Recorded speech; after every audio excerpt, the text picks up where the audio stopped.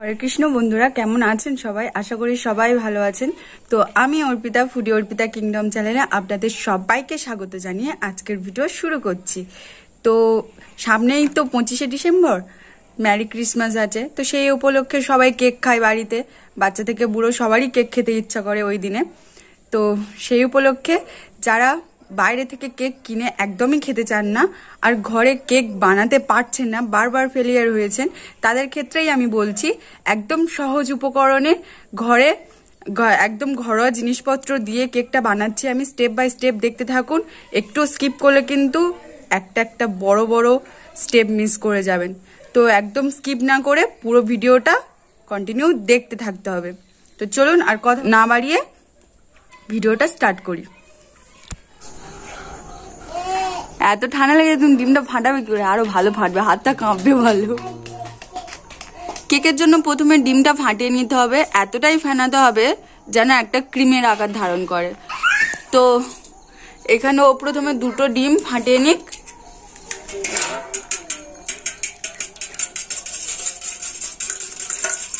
আপনাদের বাড়িতে যদি বিটার থাকে তাহলে বিটার দিয়ে বিট করে নিতে পারেন, ওখানে মানে বিট দিয়ে করলে আরো সুবিধা হয়। তো আমাদের যেহেতু বিটার নেই তাই কাঁটা চামচ দিয়ে যতটা সময় লাগে ততটা সময় ধরে করে নেওয়ার চেষ্টা করব। একদম ঘরোয়া উপায়ে কেক বানিয়ে দেখাবো আজকে, কোনো রকম অসুবিধা হবে না, কোনো প্রেসার কুকারের ঝামেলা নেই, বেকিং পাউডার বেকিং সোডার পরিমাপের কোনো ঝামেলা নেই। শুধু যেরকম ভাবে করব স্টেপ বাই স্টেপ কাপ মেপে মেপে দেখানোর চেষ্টা করব, যাতে আপনাদের কোনো রকম না কেক বানানোর জন্য অসুবিধা হয়। স্পঞ্জ কেক বানাচ্ছি আমি।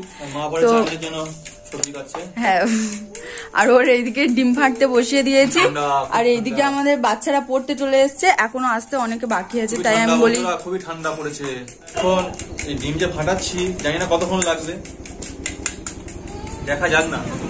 25শে ডিসেম্বর এর আগেও আমি কেক বানিয়েছি, কিন্তু সেটা বিস্কুট দিয়েই বানিয়েছি। যতবার কেক বানিয়েছি বিস্কুট দিয়ে বানিয়েছি, এই প্রথমবার ময়দা দিয়ে বানাচ্ছি। তো দেখা যাক কতটা কি করা যায়। যদি ভালো হয় তো অবশ্যই আমার একদম বিশ্বাস আছে যে আমি ভালো করতে পারবো। তো আপনারা দেখতে থাকুন কি হয়। দেখা হচ্ছে ডিমটা ফাটানোর পরে। ডিমটা যখন ফেনা উঠে খুব সুন্দরভাবে ক্রিমি ভাব চলে আসবে, তখন যেই পাত্রে মেপে আপনারা সব কিছু দেবেন সেই পাত্রেরই গ্লাস, আমরা এখানে ছোট একটা গ্লাস নিয়ে নিয়েছি, কাপের থেকে একটু বড় সাইজ, 1 গ্লাস চিনি নিয়ে নিচ্ছি। আর এই গ্লাসের মাপ করেই সব কিছু দেবো আমি। তো প্রথমে চিনিটা দিয়ে দেবো, দিয়ে ভালো করে মিক্স করে নিতে হবে, ওই ডিমের সাথে ভালো করে মিশিয়ে নিতে হবে। আপনারা চাইলে এর সঙ্গে মানে এই গোটা চিনির বদলে গুঁড়ো চিনি দিতে পারেন, তাহলে আর অত কষ্ট করতে হবে না। এই দেখুন কতটা মানে ক্রিমি ভাবটা চলে এসছে। এই দেখুন সে কাজ করছে আর তার কাজ বাড়ানোর জন্য লোক আছে বসে। বলছি এদিকে আয় পড়ে নে, না কাকার কোলে গরমে বসে আছে। কি পরে এসছে দেখুন, মার খাওয়ার ভয়ে ব্ল্যাঙ্কেট জ্যাকেট পরে এসছে। কি বললি? গ্লাসেরই মাপের এই দুধটা, তাই আমরা গ্লাসে তো ময়দা সেট করে রেখে দিয়েছি, ওই জন্য বাটি করেই ঢেলেছি। একই গ্লাসের মাপেরই দুধ, সব পরিমাপ করে দিয়ে দিতে হবে।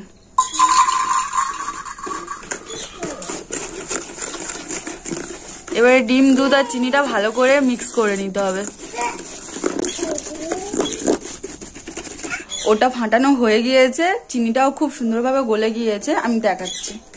এই দেখুন দুধ দেওয়ার পরে কত সুন্দর হয়েছে, একদম ক্রিমি ভাবটা চলে এসছে। এবারে অল্প অল্প করে ময়দা দিতে হবে, দিয়ে তারপরে মিক্স করব।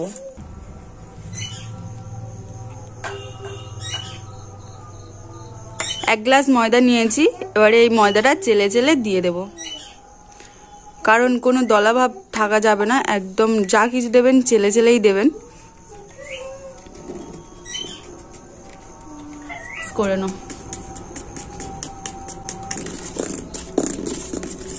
ব্যাটারটা বেশ পাতলা লাগছিল, তাই আরো হাফ কাপ দিয়ে দিলাম, দিয়ে ওটাও চেলে দিয়ে দেব।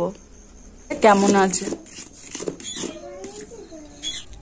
ময়দাটা দিয়ে মিক্স করার পরে আমার ব্যাটারটা একদম ঠিকঠাক লেগেছিল, তাই এবারে এই স্টেজে তেল দিয়ে দিতে হবে। সাদা তেল আমি মানে 2 ভাগের 1 ভাগ দিয়ে দিয়েছি। যদি আমি গ্লাসটা ভর্তি করে সব কিছু দিয়ে থাকি তাহলে তার হাফেরও কম আমি তেল দেব। তো দিয়ে এবারে তেলটাও ভালো করে মিশিয়ে নিতে হবে ব্যাটারটার সাথে।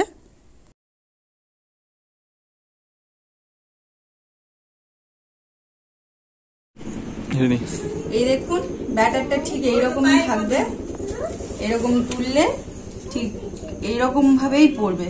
আমি একটু নেড়েও দেখি। আর একটা কাজ করার বাকি আছে, আমি একটু এলাচের বীজ বার করে নিয়ে গুঁড়ো করে নিয়েছিলাম। আপনারা চাইলে মিক্সারে খুব সুন্দর করে গুঁড়ো করতে পারবেন, কিন্তু আমার ভালোভাবে গুঁড়ো হয়নি। এটা মিক্সারে ভালো করে গুঁড়ো করলে ভালো হয়। তো আমি এখানে ভ্যানিলা এসেন্স দিতে পারিনি, তো ওই জন্য আমি এলাচের গুঁড়ো ব্যবহার করছি। ঘরে হাতে ধারে যা পেয়েছি সেটাই দিয়ে দিলাম। এটা ভালো করে মিক্স করে দেবো, নাহলে কেকটা ডিমের গন্ধে কেউ খেতে পারবে না। উনুনে কাঠের আগুন খুব ভালো করে নিয়েছি।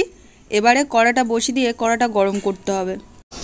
এদিকে কড়াটা গরম হতে দিয়েছি, প্রায় গরম হয়ে গিয়েছে। আমার পাত্রটাও একদম রেডি করে নিয়েছি, একটা গোল করে কাগজ কেটে তার উপরে তেল ব্রাশ করে নিয়েছি।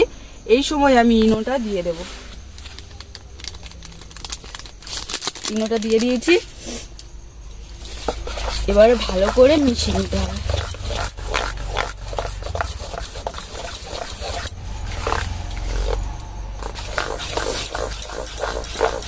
আপনারা চাইলে এর উপরে একটু দুধ অ্যাড করতে পারেন। দেখুন এবারে আমি কেকটার উপরে ঢেলে দেব।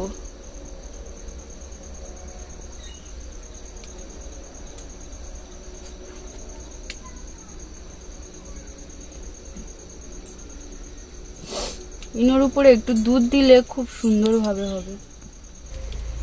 যদি ভিতরে কোনো বাবলস থাকে তাহলে এরকম ভাবে নেড়ে দিতে হবে, দিলে বেরিয়ে যাবে। এবারে এটা একটু ট্যাপ ট্যাপ করে নেবো এরকম ভাবে, কেক যাতে ব্যাটারটা সেট হয়ে যায়। পুরো হয়ে গিয়েছে। এবারে আমি কেকের ব্যাটারের বাটিটা বসিয়ে দেব। এই যে বাটির উপর বসিয়ে দিলাম, দিয়ে যেটা ঢাকনা দিয়েছিলাম গরম হয়ে আছে। এটা আমার ভালোভাবে ঢাকনা বসেনি, আমি একটা বড় পাত্র ঢাকা দেব। দেখুন আমি একটা বড় সিলিভারের গামলা নিয়ে চাপা দিয়ে দিয়েছি। এবারে এইটা ধিমি আঁচে হবে। এই কাঠটা জাস্ট যতটুকু জ্বলছে, মানে এখন একটু হাই ফ্লেম থাকলেও চলবে, কিন্তু এরপরে আস্তে আস্তে দিতে হবে। তো এই কাঠটা আমি পুরোটা এরকম আস্তে আস্তে ধিমি আঁচে করে নেব। কারণ ঘুঁটে আপনারা যতটা পারবেন ঘুঁটে কাঠ বা কয়লা এরকম যেগুলো মানে বেশি আগুন থাকে, অনেকক্ষণ ধরে আগুন থাকে, সেরকম জাতীয় জিনিস দিয়ে উনুনটা সুন্দর করে সাজিয়ে আগুন করে নেবেন। তারপরে কেকটা করবেন, দেখবেন খুব সুন্দর কেকটা হয়। তো আমি এখানে যেহেতু আমাদের কাঠ আছে, ঘুঁটে নেই, তাই আমি কাঠ দিয়েই করে দেখাচ্ছি। আর এরকম অল্প আঁচ, প্রথমে হাই ফ্লেমে একদম গরম করে নিয়েছি। তারপরে কেকটা দেওয়ার পরে 5 মিনিট মতো আপনারা হাই ফ্লেমে দিয়ে রাখতে পারেন। তারপরে আস্তে আস্তে কমিয়ে নিতে হবে, নিয়ে অল্প আঁচে করতে হবে। তো 45 মিনিট মতো রেখে দেবো, দিয়ে তারপরে ফিরে আসছি।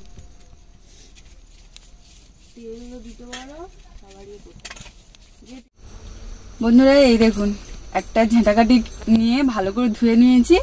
আর ওর তো তস হয়েছিল না, ও ঢাকনাটা তুলে দিয়েছে, বলে আমি দেখবো কেমন হয়েছে মিডিল পোর্শনে। তো তারপর দেখলাম আমি এই দেখো মনে হচ্ছে হয়ে এসছে। এরপরে গিয়ে কাঠিটা ধুয়ে নিয়ে এসছি তাড়াতাড়ি, একটু দেখে নেবো শুধু। আমার তো কালার দেখেই মনে হচ্ছে হয়ে গিয়েছে। এই দেখুন কোথাও কিচ্ছু লেগে নেই, একদম কাঠিটা পরিষ্কার বেরিয়েছে। এবারে কেকটা তুলে নেবো। আমি তো ভেবেছিলাম ইনোটার জন্য হয়তো কেকটা নাও হতে পারে। খুব ভালো হয়েছে দেখো মা, ভালো হয় না? মা বলে হুঁ, খুব সুন্দর হয়েছে। আমি ভেবেছিলাম ইনোটাই হচ্ছে কি দুধ দেওয়া হয়নি, কেকটা হয়তো হবে না, কিন্তু দেখুন কত সুন্দর ফুলেছে। শুধু ধারে একটু তেল দিলে ভালো হতো। চলো ঠিক আছে, চলো আস্তে আস্তে। কি সুন্দর একটা গন্ধ বেরোচ্ছে বলো। কাল কাটবো, বাচ্চাগুলো বাচ্চাগুলো সব দেখে গেল না। বাচ্চারা দেখে গিয়েছে, তারা পড়তে এসেছিল তো এখন ঠান্ডা হোক, ঠান্ডা হওয়ার পরে তুলবো। তো বন্ধুরা দেখুন কি সুন্দর হয়েছে। এটা গরম হয়ে গেছে, আমি তো ধরতে পারছি না, দেখুন ও দেখাচ্ছে। তো এটা তোলার পরে পিছনটা তো আরো খুব সুন্দর লাগবে, কারণ ওটা ওইটাই বেশিক্ষণ সময় লাগেনি বল, 25 মিনিট মতো লেগেছে, কারণ আমরা প্রথমের দিকে অনেকটা জাল দিয়েছিলাম তো ওই জন্য 25 মিনিট মতো লেগেছে। আর এই দেখুন ও আঙুল দিতে কিরকম তপ তপ করছে, দেখুন মানে ভালোভাবে খুব সুন্দর নরম হয়েছে। কেকটা যেহেতু সাইডে কোনো কাগজ দিইনি, তাই আগে এইরকম ধারগুলো ছুরি দিয়ে আলগা করে নিচ্ছি, তারপরে একটা থালার উপরে বসিয়ে উল্টে দিলেই উঠে যাবে। রাতে যেহেতু কেকটা বানিয়েছিলাম, এই দুটো বাচ্চার জন্য অপেক্ষা করছিলাম কাটার জন্য। তো ওরা সকালবেলা পড়তে এসেছিলো, তখনই ওদেরকে নিয়ে কেটেছিলাম। ওরা খালি বলে হ্যাপি বার্থডে টুলু কেক, তো ওদের জন্যই কাটতে হলো সুন্দর করে। ওর বসা আছে খাবে বলে। আমি একটু কেকটা প্রেস দিয়ে দেখিয়ে দিচ্ছি কতটা নরম হয়েছে। আর সকালবেলা একদম ঠান্ডা হয়ে গিয়েছিল তো একদম দোকানের মতো লাগছিল। দেখুন আপনারা নিশ্চয়ই বুঝতে পারছেন যে কেমন হয়েছে। যেহেতু আমি ধারে কাগজ দিইনি তাই হালকা লেগে গিয়েছিল, আর একটু আগে তুলে নিলে ওইরকমভাবে যে কালারটা সুন্দর আসতো ওরকম ডিপ লাল বা পোড়া কালারটা আসতো না। এমনিতেই কেকটা খুব সুন্দর খেতে লেগেছিল। তো আমি কেটে কেটে ওদেরকে আগে দিয়ে দিই হাতে করে নিয়ে। এবারে আমি খেয়ে দেখবো যে কেকটা কেমন হয়েছে, এত কষ্ট করে করলাম তো।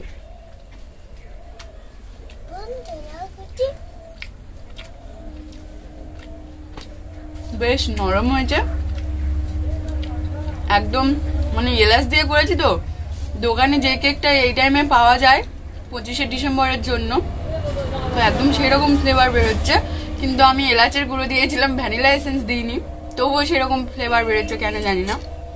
আর কেকটাই হচ্ছে কি, যদি একটু ড্রাই ফ্রুটস পড়তো আর কোনো কথা হতো না। খুব সুন্দর হয়েছে। আপনারা এরকম স্টেপ বাই স্টেপ দেখে করবেন, ভালো লাগবে।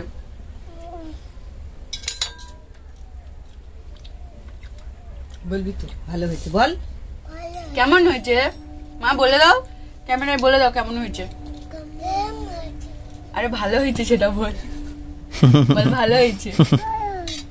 যদি ভিডিওটা ভালো লেগে থাকে অবশ্যই একটা লাইক করে দেবেন, শেয়ার করে দেবেন আর কমেন্ট করে দেবেন। আর হ্যাঁ, এটা ভুলবেন না কিন্তু, সাবস্ক্রাইব না করে দিলে, পাশে না থাকলে কি করে হবে বলুন। যদি ভালো লেগে থাকে তো অবশ্যই একটা সাবস্ক্রাইবও করে দেবেন।